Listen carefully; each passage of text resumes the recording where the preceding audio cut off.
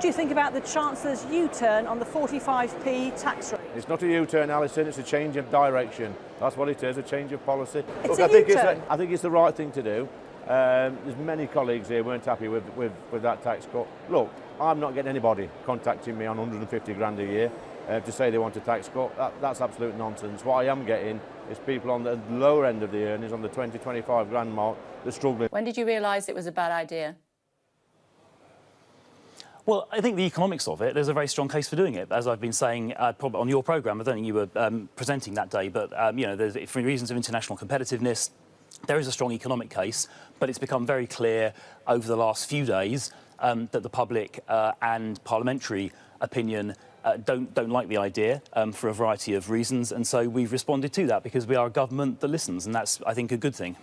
I take responsibility for it, and I've said that I've listened, I get the reaction, I've spoken to lots of people up and down the country, I've spoken to constituents, I've spoken to MPs and councillors and other people in our political system, but most importantly I've listened to voters, and I'm really convinced that the best thing to do now is not to proceed with the abolition of the 45p rate. OK, and if you're in listening mode, are you listening to those people who are really struggling, who are really terrified, particularly people on benefits, who are desperate to hear what you're going to do with benefits, whether you're going to peg benefit increases to inflation? If you're listening to them, what are you going to do about it? We're absolutely listening to them. I think it's really important, actually, that people who hold office aren't just sticking their heads in the sand, but are listening to the wider conversation. And that's why we've decided not to proceed with the abolition of the rate, the 45p rate, and we're not doing that. But can you give them guarantees on benefits? I'm not going to. What I'm focused on now is delivering the growth plan, making sure that the energy intervention works for people, making sure that it works for businesses, making sure that people get to keep more of their hard-earned money. Let's be honest, this was a political trap that was set by Gordon Brown in the dying days of his role as PM, right? And I paid the 50% tax. That, you know, I was in business then, and I remember how devastating it was, because actually it meant you were paying about 65% tax, and there's something in your mind which is like, really, you know, only 35% for me, and I'm doing all these hours. So I was a business person then.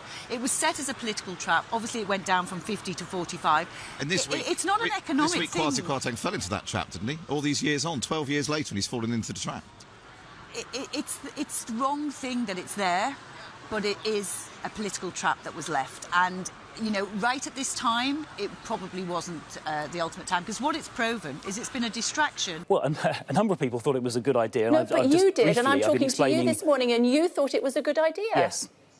So the economics of this, there's a very strong economic case, which I've been setting out on your programme and others in the last week or so, which is to do with economic competitiveness. It's about, as you played the clip from the Chancellor in the House of Commons from a couple of weeks ago, saying that we need to be economically competitive compared to other countries to make sure people locate here. So that was the economic argument. It's quite a good one. However, there is another argument, which is the one you've just made, about the optics and the juxtaposition of the tax cut for people on higher incomes at a difficult time.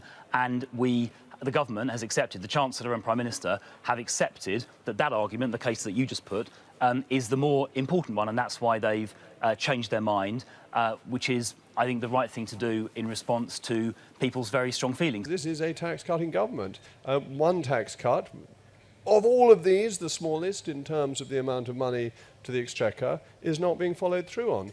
You know, this has been sound and fury that signifieth nothing.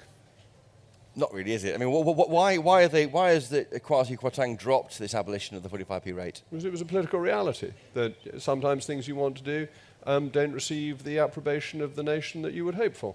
And there's no point in sticking with them stubbornly if there simply isn't the desire, the appetite to do them. We live in a democracy, and politicians have to be responsive to the democratic will. But the tax-cutting agenda is there to make us a growth economy once again, to get away from the stagnation that we have had, to try and get improvements in productivity, because the only way to pay for the consequences of COVID, to pay for the subvention we're providing for energy bills, is to grow the economy.